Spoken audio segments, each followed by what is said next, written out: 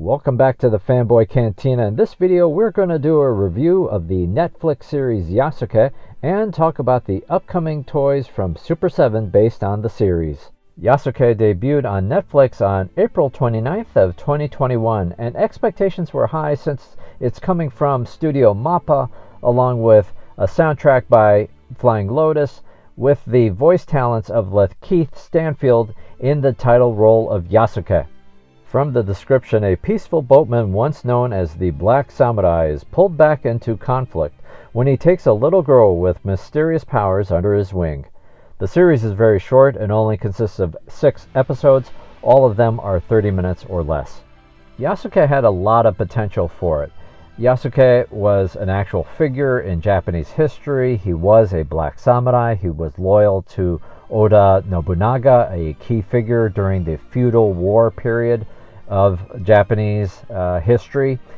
So a lot of potential, because there are parts of his history that are known, but then a lot that's unknown of what ultimately happened to him.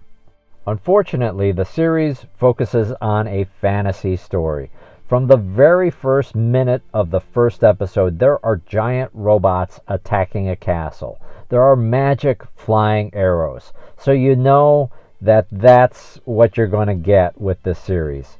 What's not known about Yasuke as a historical figure is what happened to him after he was captured in Nijo Castle. So this series imagines that he became a boatman, and here he has this adventure where he's going to take a mother and a sick child to Morisuke, a doctor up to the north. Now, while that provides an arc for the series, unfortunately, there's not an interesting story to go along with it. There's a lot of magic in this story. There's a talking robot. There's a person who turns into a bear or a wolf or I don't know what. There's multiple layers of villains, and you barely get to know those villains, so they're not all that interesting at all, really. And it's hard to watch this series and not feel just disappointment about it. I actually tried to think about, would this series have held up? Would it have been better had I not had those expectations of what Yasuke could have been?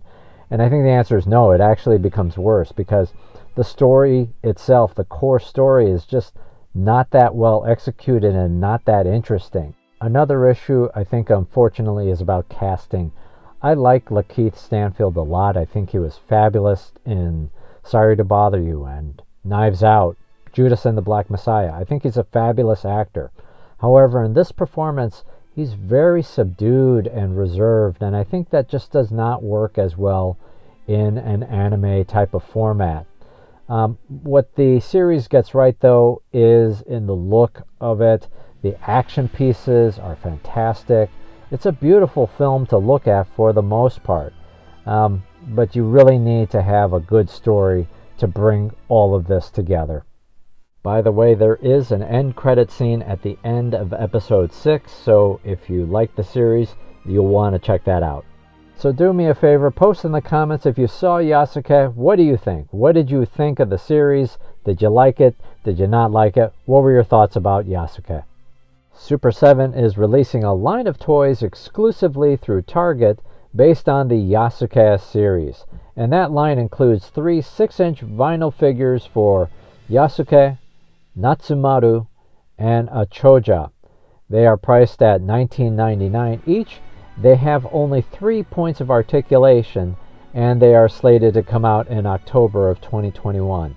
It's weird, but even though there's limited articulation with these action figures, I think I like the figures more than the series itself. There is also a line of 3-inch super deformed vinyl figures for Nikita, Yasuke, and Natsumaru, and they are priced at $9.99, also slated to come out in October of 2021. Thanks for watching. Please take a moment to like, share, and subscribe. This has been the Fanboy Cantina.